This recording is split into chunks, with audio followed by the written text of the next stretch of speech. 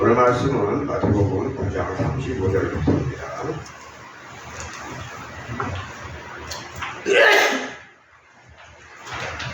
예수께서 모든 도시의 마을에 두루 다니사 그들의 회당에서 가르치시며 전국 복음을 전파하시며 모든 병과 모든 악한 것을 고치시니라.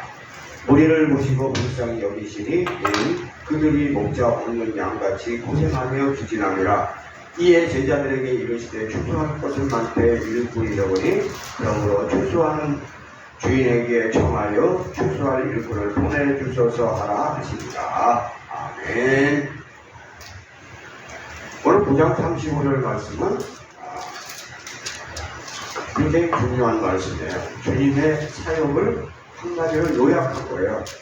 2차 갈릴리 사역의 요약이 9장 35절 말씀이에요. 9장 35절 말씀, 귀중한 말씀이니까 한 번 더 읽어볼게요. 예수께서 모든 도시와 마을에 두루 다니사 그들의 회당에서 가르치시며 천국 복음을 전파하시며 모든 병과 모든 악한 것을 고치시니라. 목사가 할 일도 이거예요. 목사가 할 일도 가르치는 것이고 천국 복음을 전파하는 것이고 양육하는 거예요. 마태복음은 치밀하게 구성된 책이라는 것을 여러분들도 잘 살펴보면 알 수 있어요. 뭔 얘기냐? 토라를 모방한 책인 것을 알 수 있어요. 토라를 모방했다는 건 뭔 얘기냐? 토라가 5권의 책으로 되어 있는 것과 마찬가지로 마태복음도 5부 구성으로 되어 있어요. 무슨 얘기냐? 이 5장부터 9장까지가 한 묶음으로 볼 수 있다. 우리가 지금 보고 있는 거는 9장의 제일 마지막을 보고 있잖아요. 5장에서 9장까지 중에서 반 정도인 5장에서 7장까지를 잘 살펴보세요. 이렇게 살펴보면 5장에서 7장까지 보면은 가르침이에요. 그 다음에 8장 9장은 뭘까요? 능력 행하심에 대해서 계속 나오고 있어요. 5장에서 7장까지 가르침을 되돌아보면 모세의 율법을 더 신선하게 해석해 주시는 것을 볼 수 있어요. 모세의 율법에서 벗어난 게 아니에요. 모세의 율법을 잘 모르고 있는 이스라엘 사람들에게 이런 것이야. 율법은 이런 거야. 라고 새롭게 해석을 해주고 계셔요. 율법도 중요하지만 해석이 매우 중요하고 율법을 바라보는 눈이 정상적이어야 하는 것을 우리는 분명히 알 수 있어요. 주님은 우리에게 안식일 지키라는 명령을 주셨잖아요. 안식일 지키는 명령은 주님과 우리와의 관계에 있어서 매우 중요한 약속이고 소중한 거예요. 안식일을 지켜야 하지만 억지로 지키는 것이 아니라 기뻐하며 자발적으로 편안하게 지킬 것을 명령하시잖아요. 이스라엘 사람들은 어떻게 하려는 거예요? 억지로 지키려는 거잖아요. 그렇게 하지 말라는 거예요. 인간의 입장에서는 지키는 것이 중요한데 하나님의 입장에서는 안식일은 우리를 위하여 있는 것이라는 매우 소중한 주님의 입장을 우리에게 소개해 주신 분이 또한 주님입니다.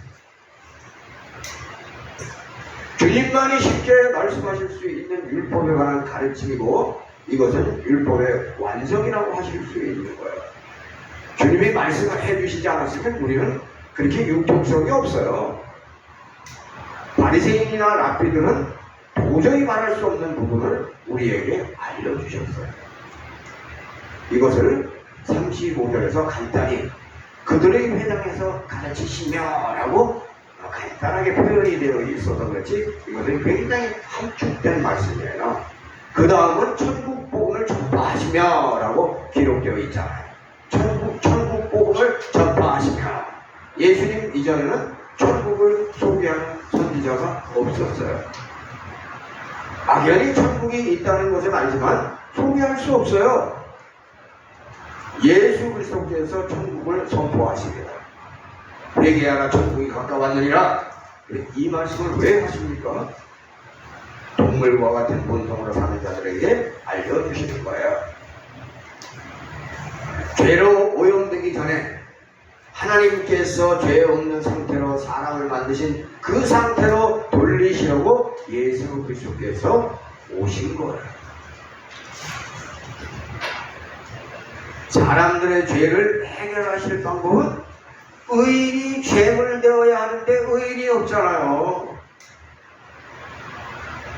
의인이 있을 수 없는 거예요. 우리는 태어날 때부터 죄인의 본성을 가지고 태어났는데 의인이 어디 있냐고요. 세상에 의인은 없는 거예요. 그 의인이라는 말이 무슨 말인지 잘 알아야 돼요.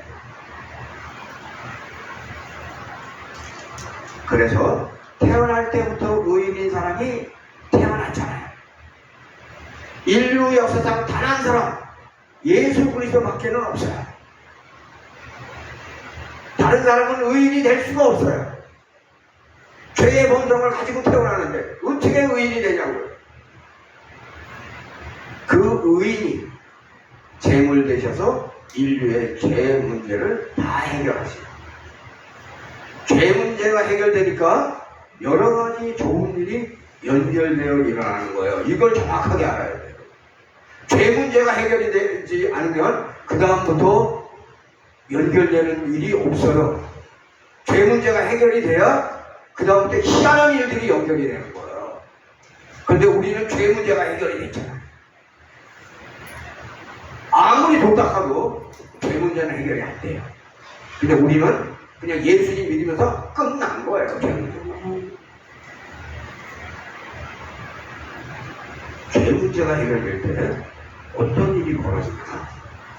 우리 마음에 하나님께서 함께 하실 수 있어요. 더러운 놈하고는 함께 할 수 없는 거예요. 하나님. 죄 문제가 해결됐으니까 하나님 우리와 함께 하실 수 있는 거예요. 그러면 성령께서 내재하여서 우리를 보호하시고 지켜주시고 인도해 주실 수 있어요. 그래서 믿는 게 먼저고 성령 충만은 나중이고. 이 원리를 알아야 돼요. 이 세상을 살아갈 때 만사형통으로 살아갈 수 있어요. 왜 여러분들은 만사형통을 못 누리고 사나요? 왜 힘들게 사나요? 왜 걱정하면서 사나요?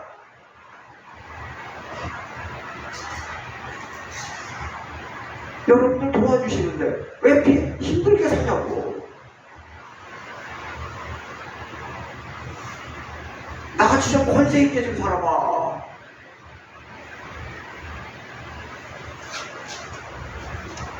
만사형통이 아니라고 하더라도 성령 충만한 삶보다 더 좋은 삶은 없는 거예요. 성령 충만한 삶이 아주 베스트예요. 베스트. 그거보다 더 좋은 삶이 우리에게 없어요. 임마누엘을 누리다가 우리가 죽으면 우리는 어디로 갑니까? 낙원으로 가는 거예요. 그러다가 예수 그리스도께서 재림하실 때 우리도 부활하여 주님을 영접하고 천년왕국에서 지구의 아름다운 삶을 살고 그것을 떠나 천국으로 입장하게 되는 것을 알아야 돼요. 그리고 예수 그리스도를 믿지 않는 무리들과 사탄은 그때 지옥으로 가는 거예요. 그런데 계시록에 보면 땅 짐승이 모든 자에게 오른손이나 이마에 표를 받게 하고 누구든지 이 표를 가진 자 외에는 매매를 못하게 하니 라는 말씀이 나오는데 이 표는 그 짐승의 이름이나 그 이름의 수라 이렇게 뭐라고 되어 있냐면 계시록 13장 16절 17절에 나와 있는데 이렇게 말한 거 이게 뭐냐? 이거는 임마누엘의 정반대다. 임마누엘의 정반대가 뭐야? 짐승의 이름이나 수를 새기는 거예요. 그럼 뭐야? 임마누엘의 정반대는 뭐야? 지옥열차를 타고 지켜가는 거 그걸 그걸 깨달아야 돼요. 그래서 성경에서는 절대로 하지 말아라. 그건 안 된다. 이렇게 막는 이유가 뭐예요? 임마누엘의 정반대니까. 잠시 참지 못하고 우상을 받아들이는 것보다 어리석은 건 없다. 우리는 하면 안 되는 짓들을 하면 안 되는 거예요. 우리 조상들이 보여줬잖아요. 일제시대 때 신사참배하는 거. 그거 안 되는 거다라고 우리 선배 목사님이 보여줬어요. 주기철 목사님이. 죽여!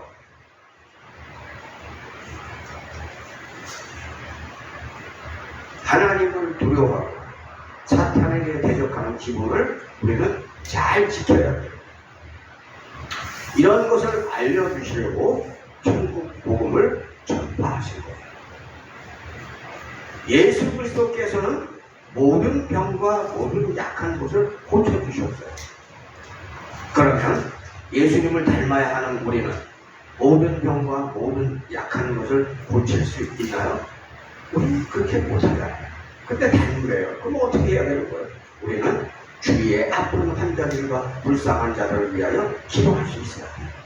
교회 나오다가 안 나오는 사람 있으면 무관심하게 진행을 해야 돼요. 전화 만나고 밥 사주고 그러면서 사랑을 주고, 야, 내가 교회에서 너 없으니까 재미가 없다. 말 한마디라도 하는 거 없고 아무 관심 없는 거 없고. 그거 어떻게 똑같아요? 정동관 목사 보기 싫어서는 교회를 안 나와도 친구 보고 싶어서 교회를 나올 수 있는 교회가 돼요. 그래 안 그래요? 우리는 주위의 아픈 환자들과 불쌍한 자들을 위해서 기도할 수 있어요. 기도해야 돼. 주위의 환자들을 위해 기도하지 않는 거, 그거 잘못된 삶을 사는 거예요. 내가 아픈데 병문안 오는 사람이 한 사람도 없어봐요. 그게 무슨 인생길이냐고, 그게.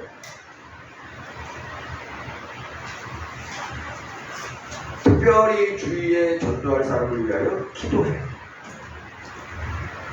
전도할 사람을 위하여 기도하지 않고 살아가는 것은 무관심의 삶을 사는 거예요. 하나님이 좋아하는 거 뻔히 알면서도 안 해. 왜냐면 쪽팔리니까 안 하는 거야. 해봐야 조금만 팔거든. 근데 쪽을 팔면서도 주님을 위해서 할 수 있는 게 그게 믿음이에요.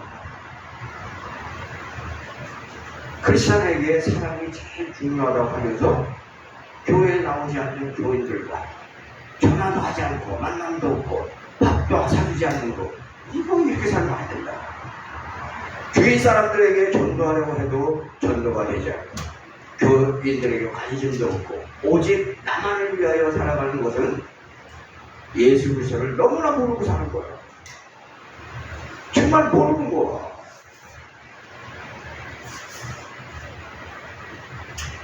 근데 보통 새벽 기도 때 내가 1시간 이상 기도하잖아. 나를 위해서 기도하는 게 있는 것 같아요? 없어요. 교회를 위해서, 교인들을 위해서, 나라를 위해서, 인류를 위해서 기도하지. 나를 위해서 별로 기도 안 해요. 거의 안 해요. 안 해도 돼. 다 챙겨주시는데 뭘 해.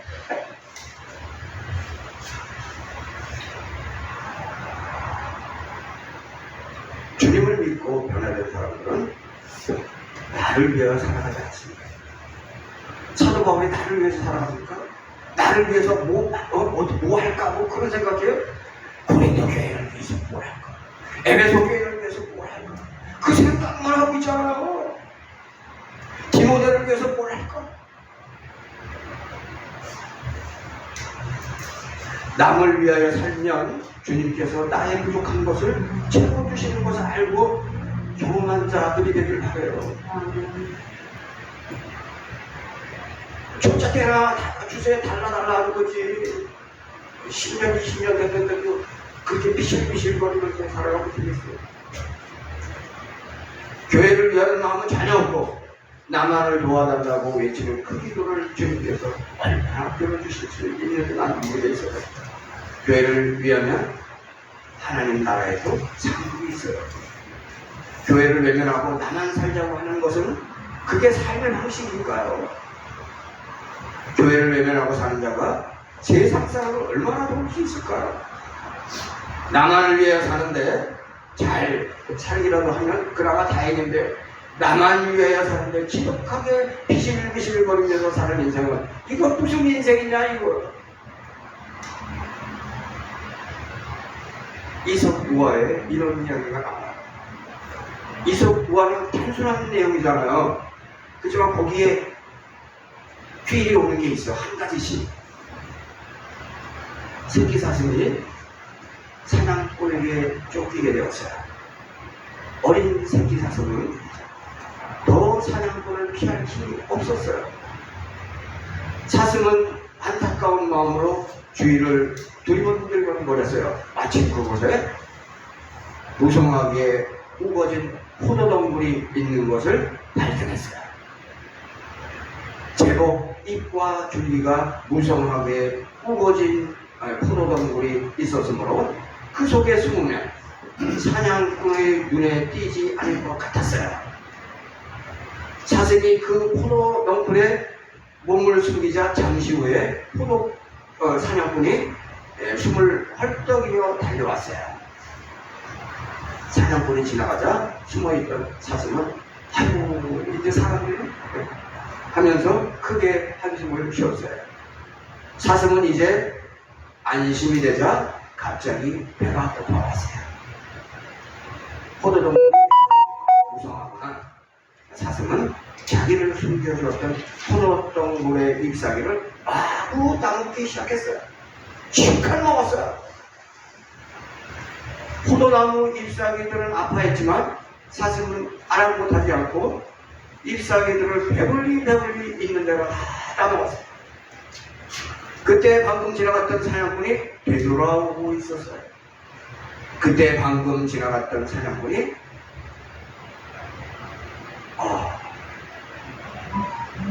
바람도 불지 않는데 포도덩굴이 흔들리는 걸 봤어요. 그뿐만 아니라 사각사각하고 잎사귀 먹는 소리까지 들었어요. 옳지, 요놈의 사슴이 저기에 숨었구나. 사냥꾼은 살그머니 다가와 사슴을 잡았어요. 그때야 사슴은 자기의 잘못을 뉘우치고 눈물을 흘렸어요. 자신이 아쉬울 때는 손을 내밀다가 그 순간이 지나면 은혜를 잊는 사람은 반드시 당당하게 제거합니다. 교회를 독재하고 의도적으로 피해를 주는 것은 하나님께 대항하는 것이고 언젠가 후회하려고 합니다. 하나님께서 구원해 주심에 진심으로 감사하면서 사는 성도들은 하나님의 은혜를 기억하고 여호와께서 내게 주신 모든 은혜를 무엇으로 보답할꼬 라고 생각하면서 주님께 어떻게 하는 것이 충성일까 묵상하면서 살아가요. 그 묵상은 주위의 불쌍한 자들을 위하여 살아가려고 하는 마음으로 주님께 보답하는 거예요. 교회를 위하는 마음이 전혀 없는 사람들은 신앙생활에 빨간불이 켜지고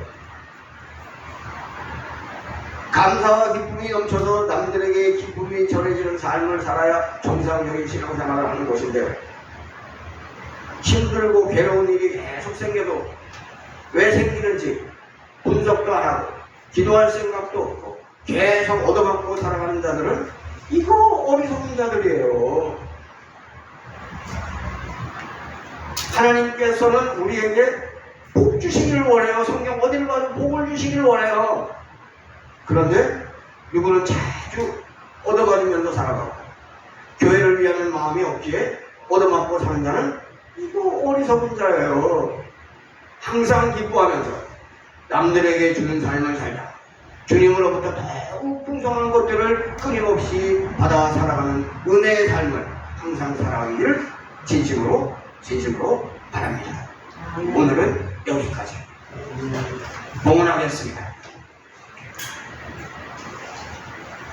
213장입니다. 213장